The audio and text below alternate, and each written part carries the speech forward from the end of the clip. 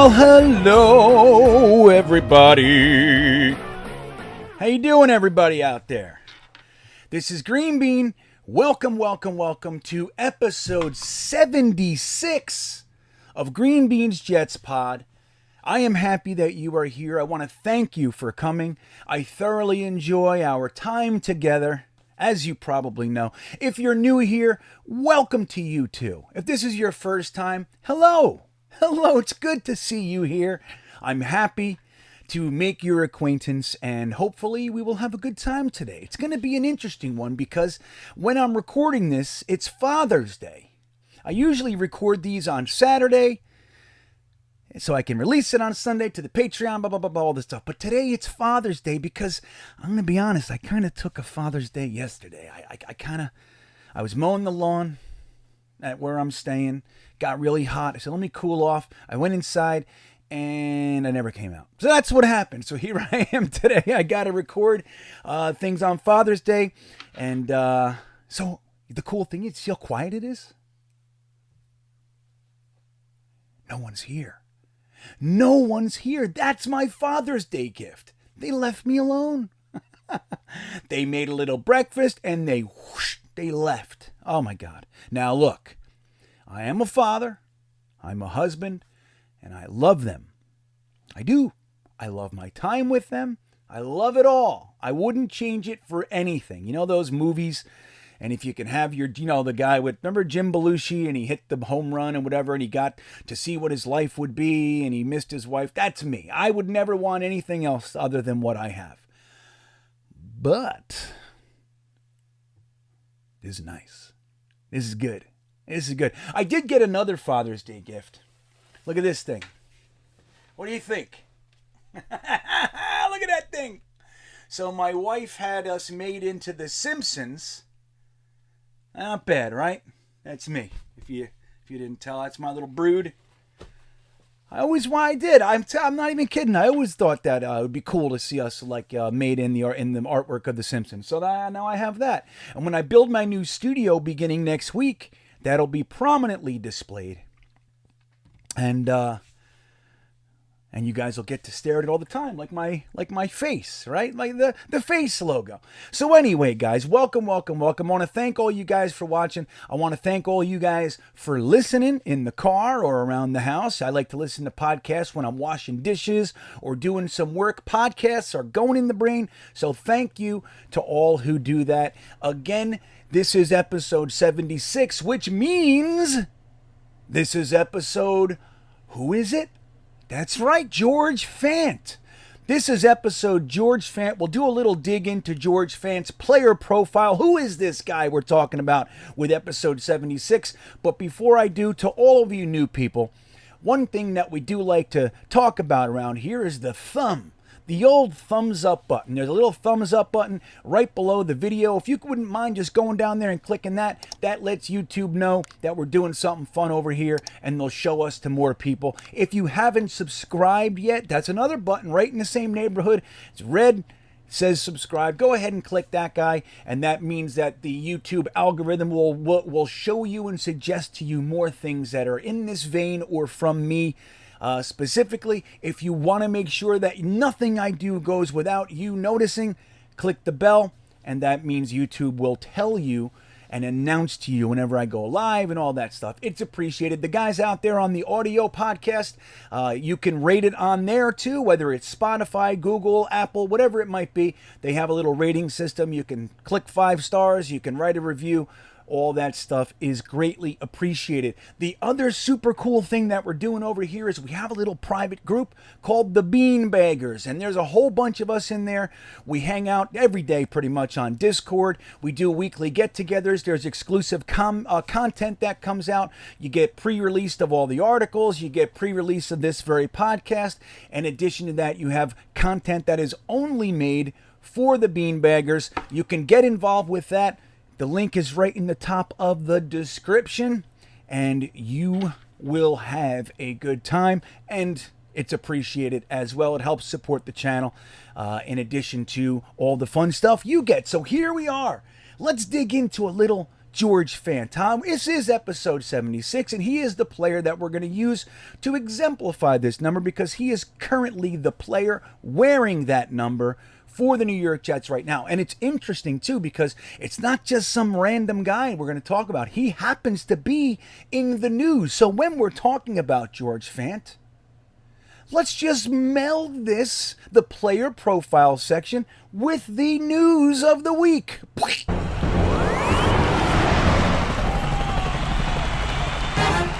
So, we brought it up a little bit last week. We're kind of consumed with specific storylines at One Jets Drive. Have you noticed? Have you noticed that we talk about the same few things every day for months on end? You notice that?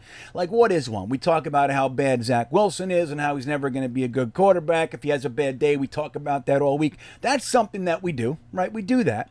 Another thing is we talk about Mekhi Becton's weight. All right, we talk about that. We talk about he's missing this, his feet are that, he ate this, he's wearing a shirt. It's always Mekhi Becton.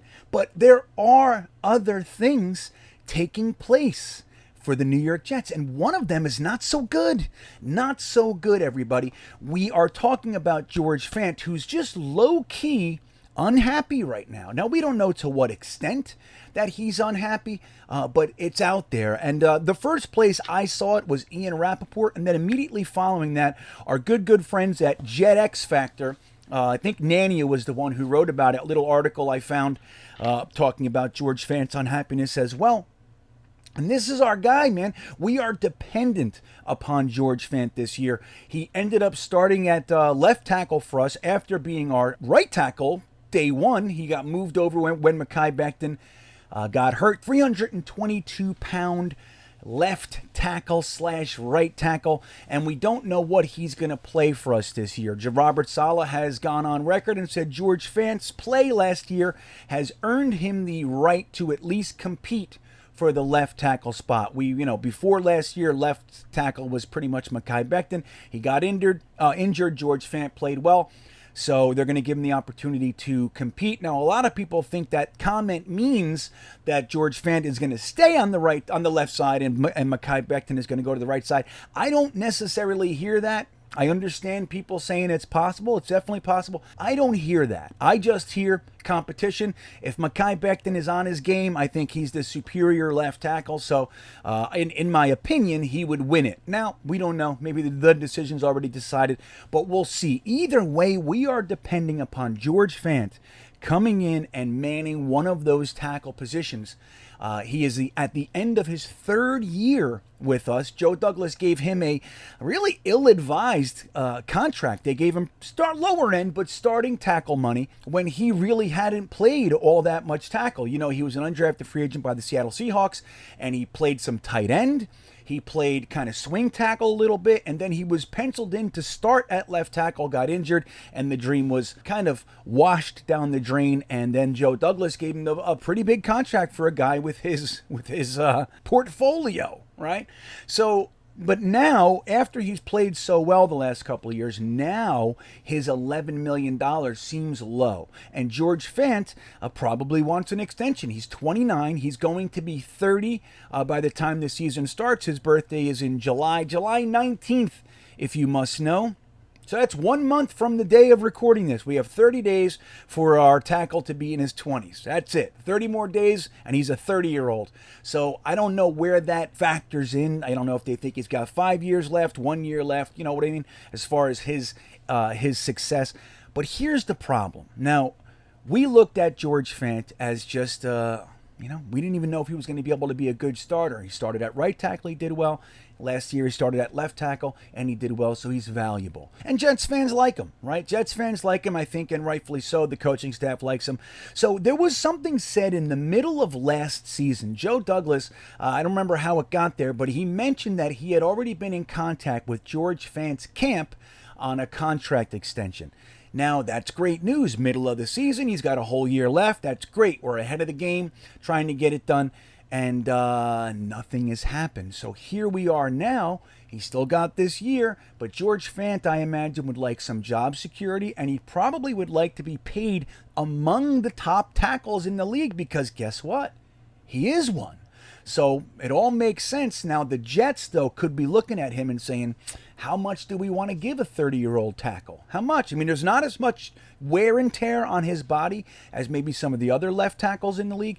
But that's it. Look, 30 years old is still 30 years old, right? So we don't know where this is all going. But just a few days ago, Minkah Fitzpatrick announced that he had received a very, very lucrative contract extension. And George Fant tweeted under that tweet, "Must be nice. Must be nice." So what does that sound like? You know? Sounds like so many of my ex-girlfriends. That's really what it sounds like. Must be nice. You know what I mean? It's kind of passive-aggressive, a little bit. So he threw that out there. Now, I don't know if that's how strongly he feels. Maybe it was just a spur-of-the-moment thing, and who knows. Bottom line is, though, that indicates unhappiness. So what all this talk that Joe Douglas put forth last year about we're already ahead of the game, we're talking to his team, doesn't sound like it went all that well up to this point. Now, Joe Douglas, just to be fair, he hasn't exactly jumped off the ledge signing guys early either. I mean, look at even Braxton Berrios. We let the entirety of the offseason leading up to the league year slip by. I mean, we thought Berrios is a priority. You want to get him back in. We didn't sign Berrios until he had already had the opportunity to receive other offers from around the league. Why did Joe Douglas do that? Now, we don't know. Maybe it's, hey, I wanted to give Braxton the respect so we could see what kind of contract offers are coming in. Maybe he couldn't get it done. But either way, it seems like Joe Douglas is kind of taking a very, very calm, calculated approach. He doesn't feel the pressure that normally we would see our general managers feel. It doesn't seem to be that with Joe Douglas. And we'll get into a whole bunch more of that as this podcast goes on. But no matter how you slice it, it sounds like George Fant isn't happy with where this has gone. Now, when you look at all the rumors that we heard in the offseason about the Jets are going to draft Ickey, we're going to draft Evan Neal. I even saw something about Trevor Penning. I mean, there was a constant flow of the Jets needing a tackle. Constant. It was daily. Most of our beat had Ike Ekwonu or Evan Neal as one of the guys they thought the Jets were most likely to draft. Some even said that's the guy they're drafting, Ike Ekwonu. But why did they say that? Well, they said it because the assumption was that the Jets don't like Mekhi Becton. That was what they were feeding us, right? So we don't like Mekhi Becton. There was all kinds of articles about the Jets should trade him. They're going to trade him for a 5th-round pick. All kinds of madness we saw last year. But little did we know, not only did the Jets not draft Ickey or Neal or Cross or Penning or all these guys, that shows that they weren't concerned with Becton enough to do that.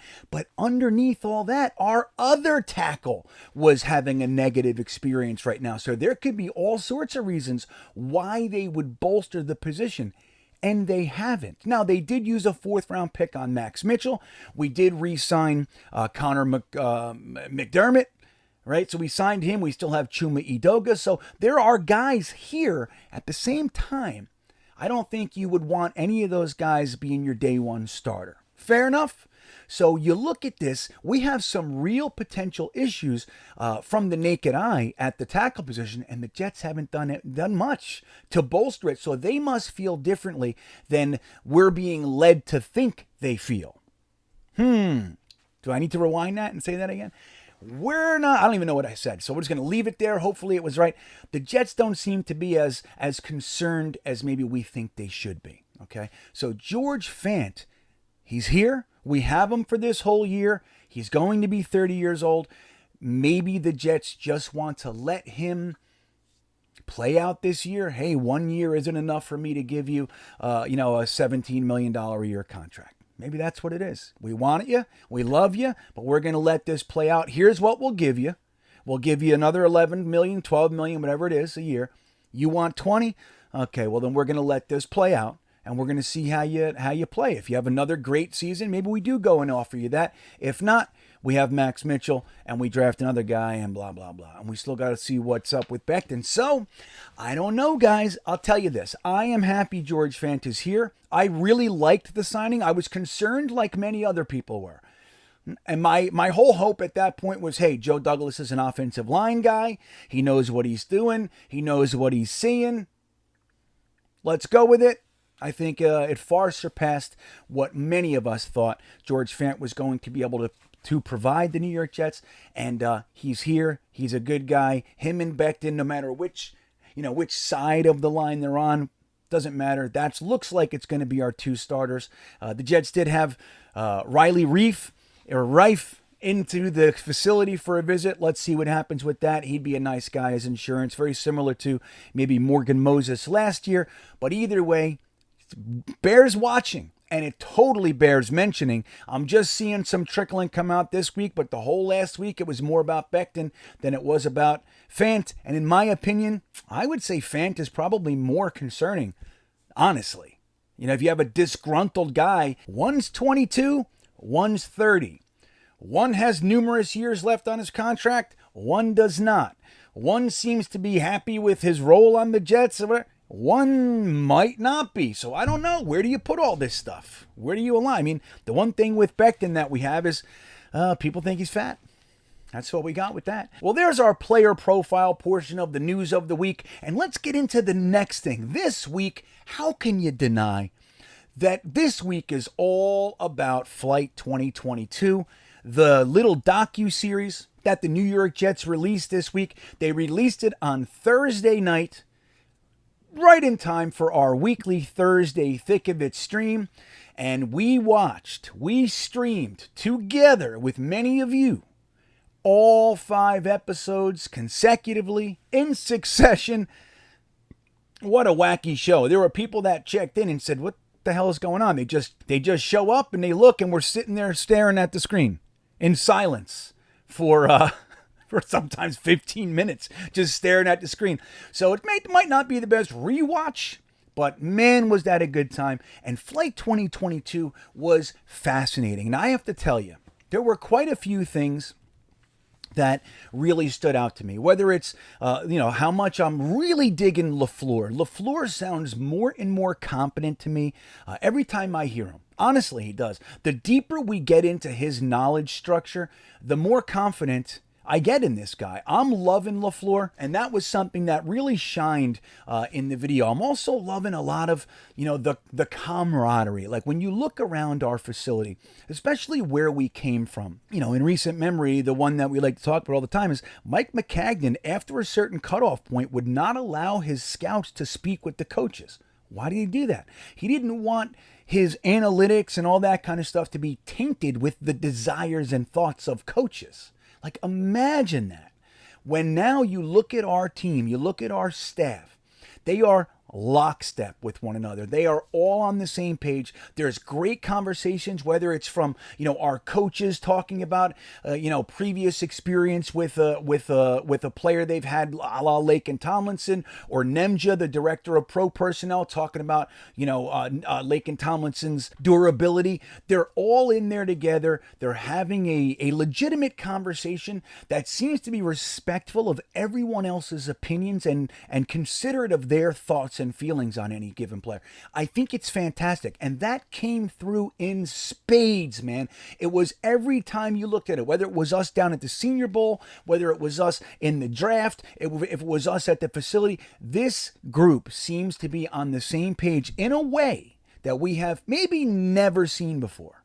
Maybe never. There was that short period of time with Rex and Tanny and Woody, and they were kind of a little crew, and they had a little thing going on. That was great. As we know, that was only 2 years old, and Rex kind of abandoned Tanny and let him fall on the sword and the whole thing. And then we had the Idzik, and it has been ugly around here for a long time. So something that really came through in all 5 episodes of Flight 2022 is the camaraderie on this staff. And in particular, Joe Douglas and Robert Saleh, dude, those guys, it's almost like they grew up together, like they're best buds. That's what it seems like. And there is a respect there. You can see it. It oozes off of them toward one another. And it really came through. I think we all kind of gathered that over the past year or so. But Flight 2022 really showed you that at a much deeper level. Now, even on top of that, the number one thing I think that we have to talk about today is Joe Douglas. Now, I'm on record right? I like Joe Douglas. I support Joe Douglas. I have been fending off Joe Douglas detractors for a while now. Now, I've always said I understand why people would maybe be concerned with Joe Douglas. When you look at things like, look, when you're a box score guy, when you're a final results guy, yeah, I get it. He has 6 wins in 2 years. I understand, right? I totally get it. At the same time, if you look at the story behind the numbers, which is something that I like to do all the time, I talk to you guys about it all the time. I'm not just a stats guy. I look at stats, I consider stats, I enjoy stats, I deconstruct stats, all that stuff. But I like the story around the stats. How did we get to the stats? That's what I want to know. And the story around Joe Douglas has been something that we have not really seen here in a long time. We watched a guy doing what guys like myself have been screaming for the longest time.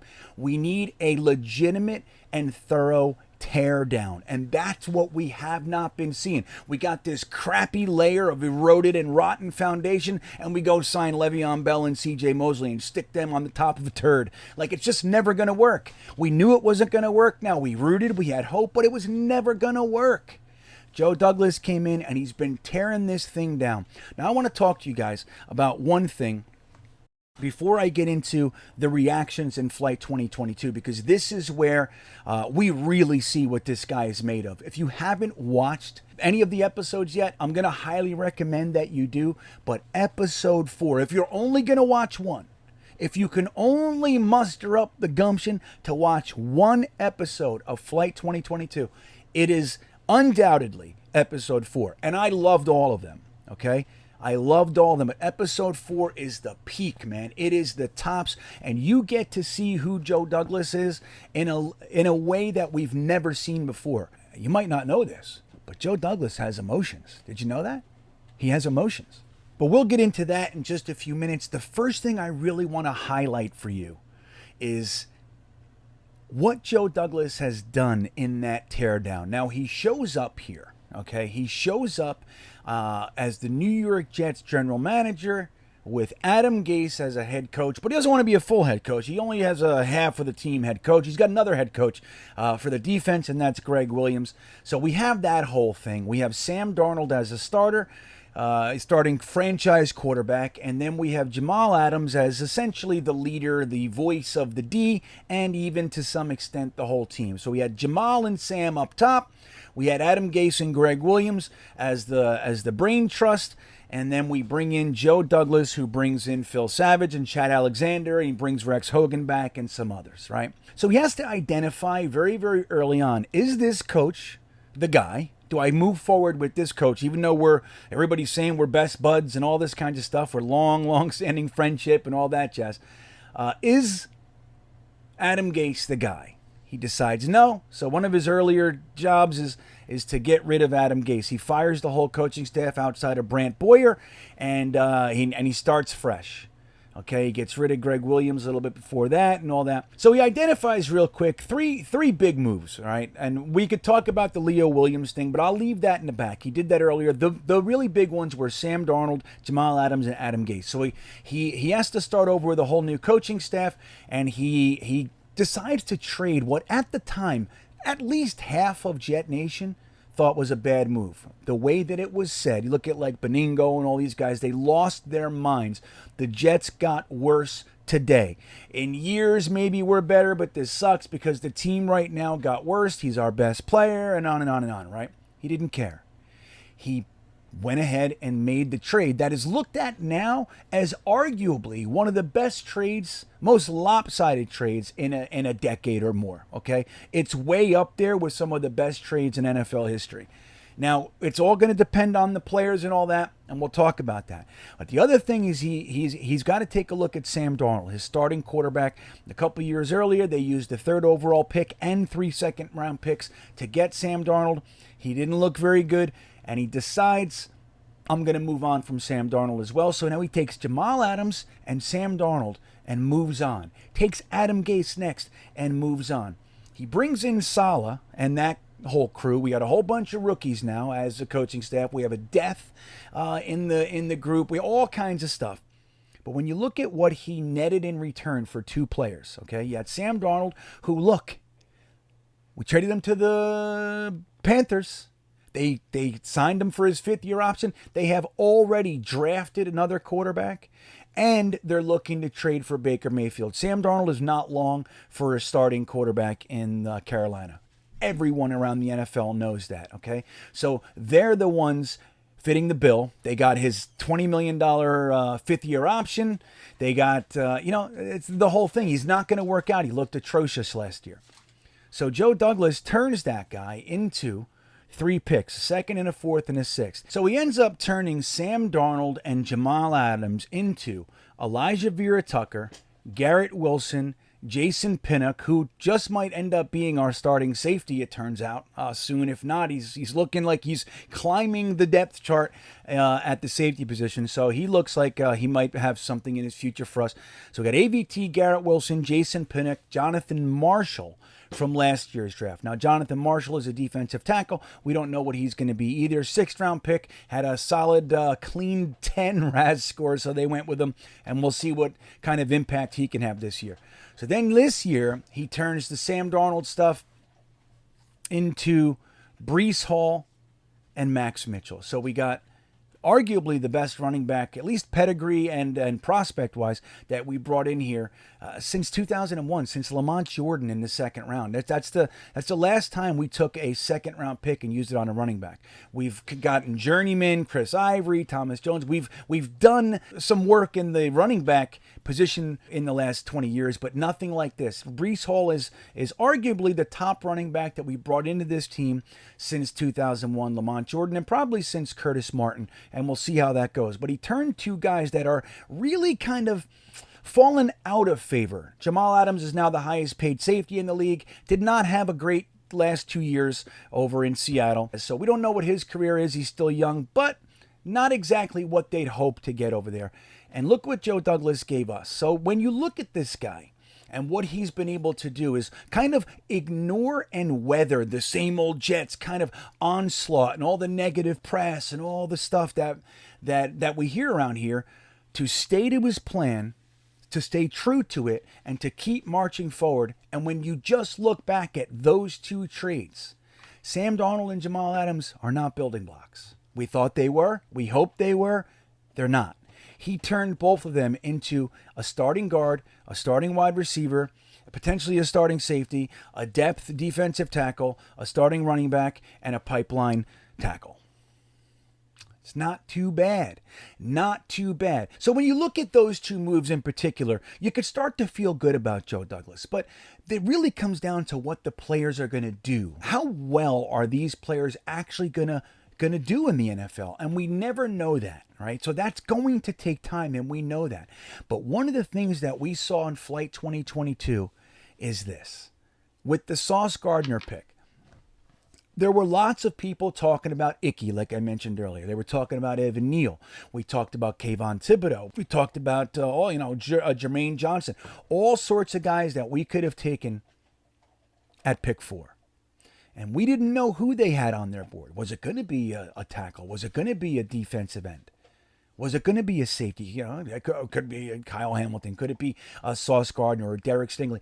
We really had no firm idea. And when you look at all the thoughts coming out, if you just take a look back, very few people had firm understanding of what Joe Douglas was going to do. Well, now we know. When the Houston Texans were on the clock, there was a moment of tension.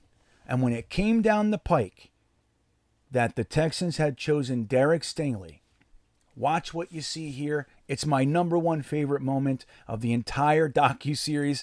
And this is when you know who they wanted. They knew who they wanted. They had a number 1 player, and it was not the guy the Houston Texans picked. And watch this. The New York Jets are now on the clock.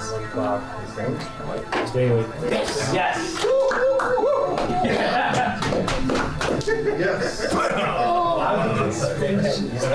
So did you see the spin move? Like, nobody's going to say that Joe Douglas doesn't hold himself as a professional. He's tight-lipped. He's close to the vest. He always knows how to say the right thing. Company speak. He's that guy. He's very respectful. People can throw him under the bus. Oh, remember Marcus May's agent? Joe Douglas, the worst GM, and all. I hate him. And he just said, hey, look, we love Marcus. We have a good relationship with his agent. Never said a thing. Never gets sucked into this stuff. Joe Douglas is the epitome of professionalism. But when he gets what he wants, even if it's for a brief second, pooh, little chair spin, that was the guy that he wanted. They didn't take him. He got him, and we saw it. So now moving into another similar scenario was they had to wait 6 more picks, right? So they had their pick at number 4. They got Sauce Gardner, and then they got to wait for the next guy. Now, we've heard since that if Garrett Wilson was not there at 10, they would have just taken Jermaine Johnson. So he was next. Now, one of the things that we learned about this first round is that the guys that we took ended up being, all of them were in our top 8 picks. So at worst, Jermaine Johnson was their 8th player on their board. So at 10, taking your 8th best player is not a bad deal, right? So all 3 players were in their top 8, but they had one guy above Jermaine Johnson, and he was still on the board. Now, when Atlanta took Drake London, that was good. But you can see the tension on Joe Douglas's face. He thinks Seattle is going to take Garrett Wilson. And when they don't, watch his face. We're going to see another brief example of Joe Douglas being unable to contain his true feelings. Another one of my favorite moments in the entire docuseries. Take a look. Seattle has submitted its pick. The New York Jets are now on the clock. On the clock. They take the Charles Cross. Let's go. That's good. Oh my God. So they're excited, right? So now they got 2 of the players that they wanted. They wanted those guys. Remember, if Garrett Wilson wasn't there, it wasn't another receiver. It wasn't any other. It was Garrett Wilson. That's the guy they wanted at 10. At 4, they wanted Sauce Gardner. When the Texans took Derek Stingley, it was unbelievable. He couldn't believe that it actually happened. It actually fell the way I wanted it to. Go ahead and grab our player. The same thing happened at 10. He was even calling to try to see if he needed to trade up. He was feeling it out. And he came away saying, they're taking Charles Cross. We're good. Did you see his face? Like, It happened the exact way we wanted it to. And they're excited. Rightfully so. They got their 2 guys. And then they start to realize another one of their top 8 players is still sitting there at 14, 15, 18, 22. Joe Douglas has a conversation. Even Woody walks over and says, do it. Do what you're thinking, man. Go ahead and do it. He's downstairs.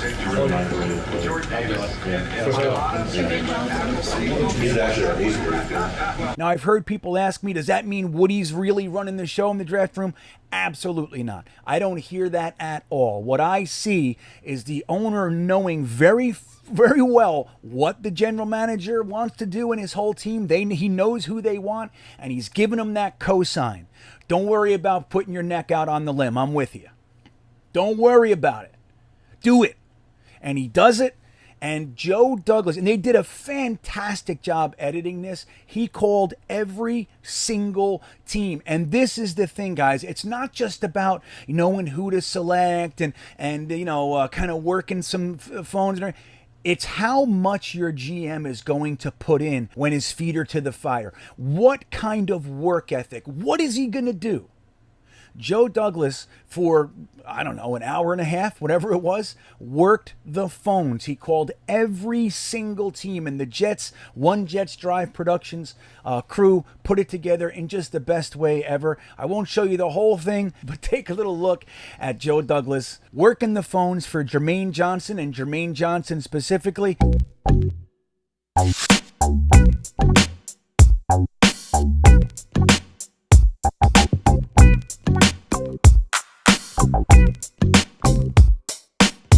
The Houston Texans select Kenyon Green.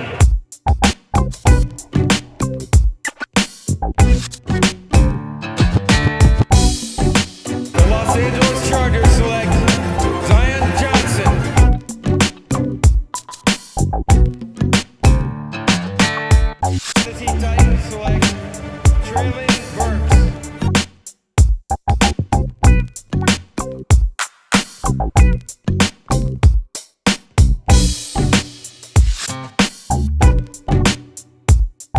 Now, it came down to the Chiefs.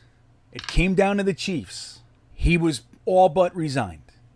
He knew it. Their Chiefs are going to take him. There's no way he makes it past the Chiefs.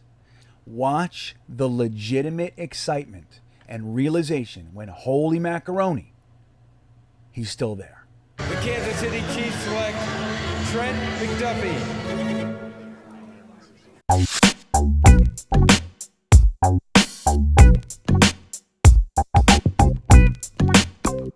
And then it happens.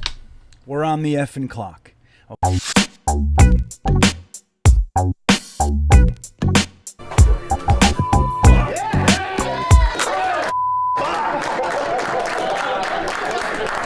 You know, so this is the behind the scenes stuff that we are now getting to see, which we never have before. And maybe thankfully, because the last draft before Joe Douglas got here, our coach actually left. Our head coach left the war room. He was such a petty, pouty, poopy pants that he actually left. He didn't like what Mike McCagnon was doing, and that's where we got to, guys.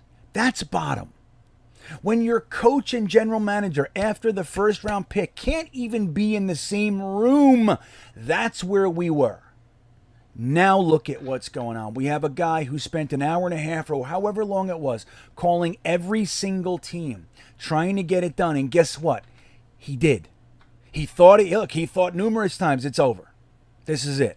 And he said in interviews, I thought every pick, this is where he's going. There's just no way. Again, I like Joe Douglas. Okay, I've liked him from the moment he got here. Why? Because I noticed things very, very different. Now, I can't say what results we're going to get.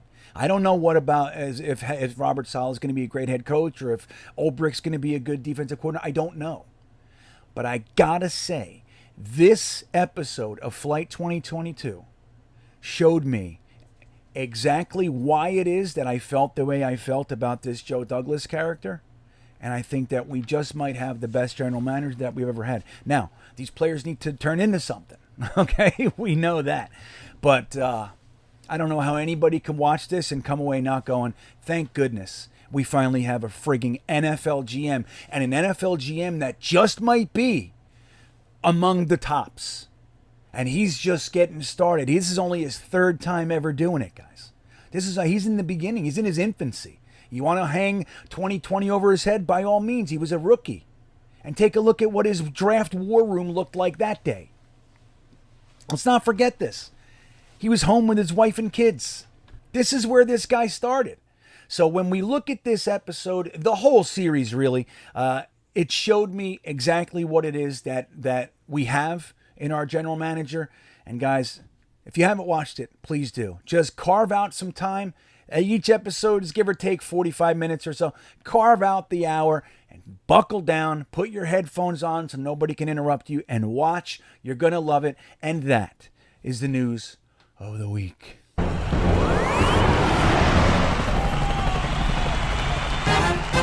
It's amazing, everybody. It's amazing. I love getting the window into the behind the scenes with this staff. Somebody said in the chat, it feels like we're getting the opportunity to watch the lead up to a Super Bowl run. You know what I mean? Now look, that's a little bit cart before the horse. I get it, but I don't disagree. This almost feels like something we would watch after the fact. You know what I mean? Like, let's take a look. They just happened to document the whole 2 years going into their Super Bowl victory. Something like that. No matter how it ends up, because we don't know. No matter how it ends up, the truth is that we have a team. We have a team of guys that respect each other, that, work well together, support one another, and they happen to be smart football people. And that alone, it sounds ridiculous, but that alone is a stark difference from what we're used to with the Jets.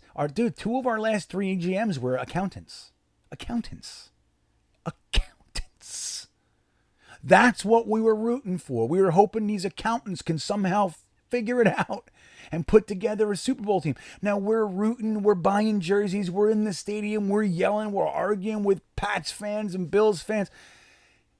But underneath everything, guys, there was very, very low probability. And that's why around the NFL when they looked without their green goggles on that we were wearing, when they look at it through a different lens, they go, guys, I'm just going to tell you, it's very unlikely that you guys are going to do anything. Now, they're still holding on to that. There's, you still got people saying the Jets are going to get the number 1 overall pick, and good, they're stuck.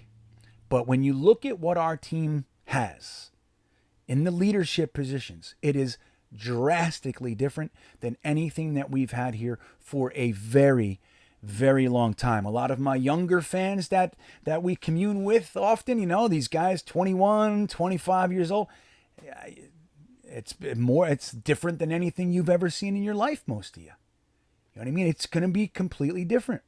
So let's hope, man, that this actually ends up being something good, like guys like Garrett Wilson and Sauce Gardner actually end up being Garrett Wilson and Sauce Gardner that we think they can be. If that happens, this is going to be the best thing ever. So we learned a couple things as well that are a little bit outside of the normal purview of minicamp news. And let's talk about those things with the intelligent gripe. So as you guys know, one of the platforms I kind of stand on is, the reason I started doing this in the first place is because I'm very unimpressed, let's call it, with our beat, right? Some guys agree, some guys think I'm saying it too much. My point is this. I don't really love the news that comes out of our beat. I think that a lot of those guys have access that what we could only dream of, and they take it and they squander it and they don't give us anything. They don't learn anything. And again, unimpressed. So I started doing this, trying to figure out a bit, way to talk about the things that I think more of us are interested in. What's really going on with the New York Jets behind the scenes whenever I can and all that sort of stuff.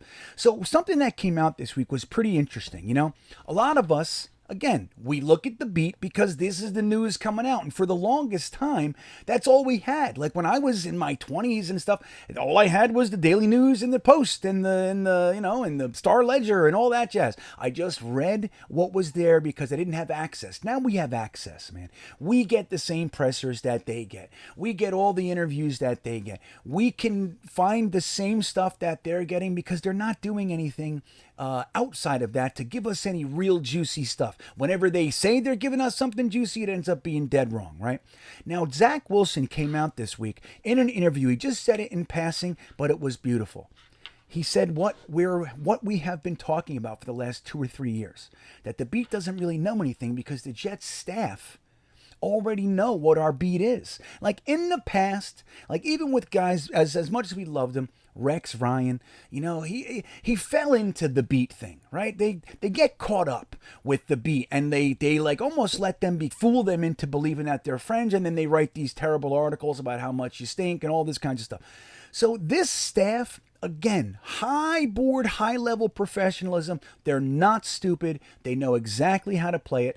And they have been handling the press beautifully. Again, like I said before, Joe Douglas never gets sucked into anything. Even on another level, he uses the press to his advantage in certain scenarios. Now, Zach Wilson, though, he was being asked some questions and he said, listen, the press doesn't know 98% of what's going on in this building. 98%. And for a bunch of guys that spend as much time in the building as our beat does, isn't that a little bit disconcerting? 2%?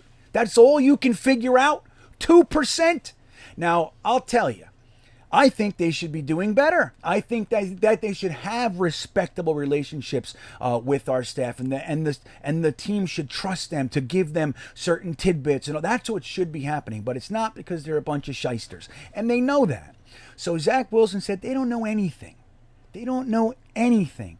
They just write what they write and blah, blah, blah. And none of it ever comes true because they don't know anything. But even a broken clock is right twice a day. So every now and then they'll land on something. That's the way it goes. Remember trading 10th overall for Calvin Ridley? Remember that whole stupid statement?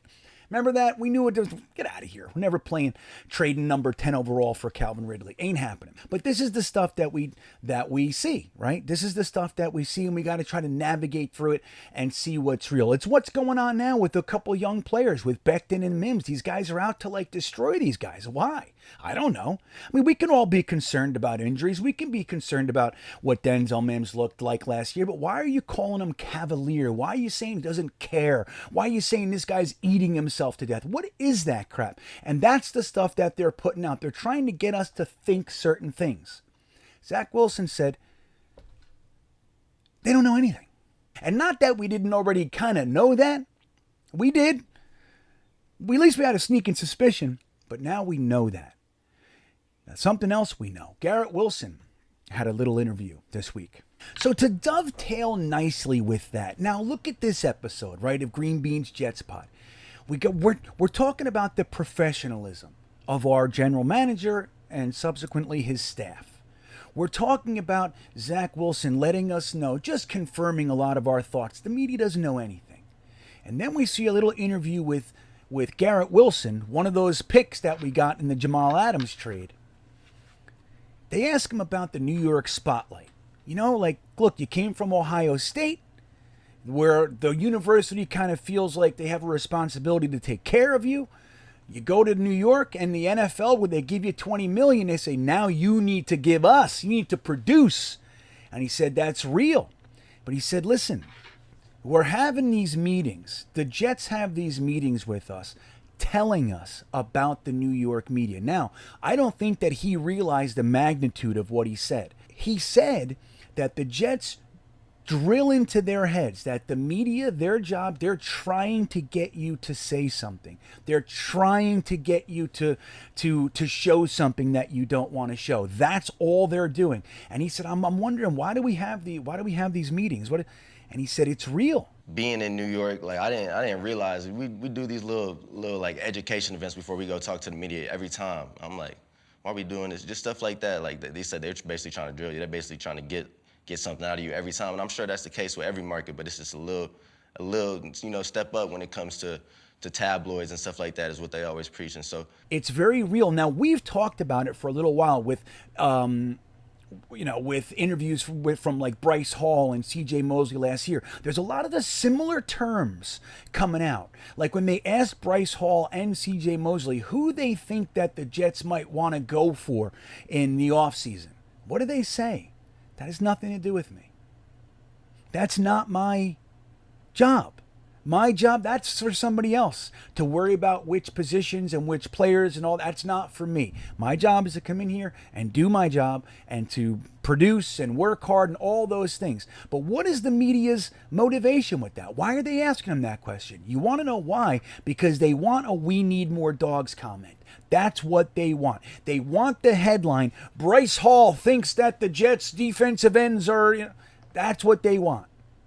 So we've had this suspicion that this organization, this Jets organization, is a leg up, is a step ahead on protecting their asset, which is their team, their players, their organization. They have that forethought and the attention to detail. They sit our young players down and they tell them, that's a pool of sharks. Go out there, smile, play the role, do everything above board the way you're supposed to do it, but give them nothing because they're trying to make you into a headline. And that's why this organization has a chance to succeed. It's not only about recognizing which coaches and players need to go, which guys are not foundational players. Who should I pay $15, $20 million to?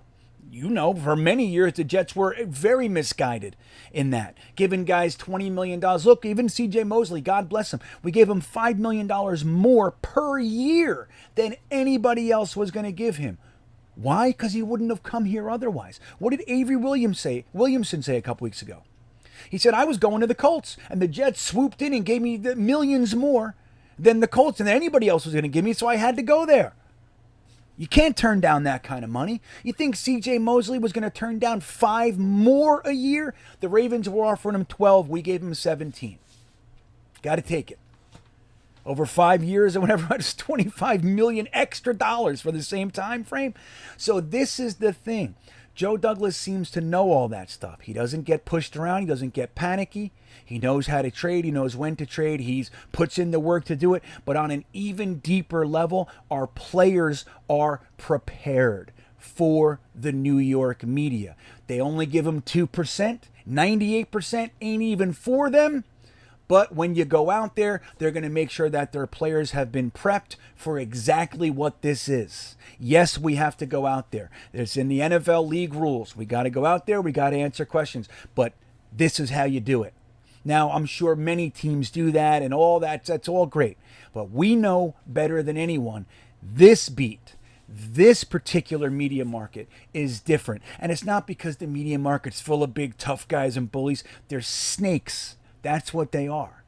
And the Jets, knowing that, number one, giving them 2%, number two, preparing our young players for what it is that's real, that's why we're going to succeed. And that is the intelligent gripe. So there it is, everybody. I'm telling you, I feel really good. I can't wait to watch the whole series again. I watched it live with you guys. Many of you were there, and thanks for sticking through it. That couldn't have been easy. That couldn't have been easy. But we did such a good job locking up where we were. I mean, think about that. You got 100 people out there. You got 4 people on a panel, and we're watching it and stopping it at the same time together. Incredible. And I applaud everybody for doing it. But still, I got to sit down myself now. I got to sit down myself and just really dig in there and see and catch all the nuances that I wasn't able to while reading the chat and everything else. I think it's brilliant. I think it's fantastic. Again, I'm going to highly recommend, if you are a Jets fan on any level, you're going to love it. There are some fluffy pieces. You'll see what I mean.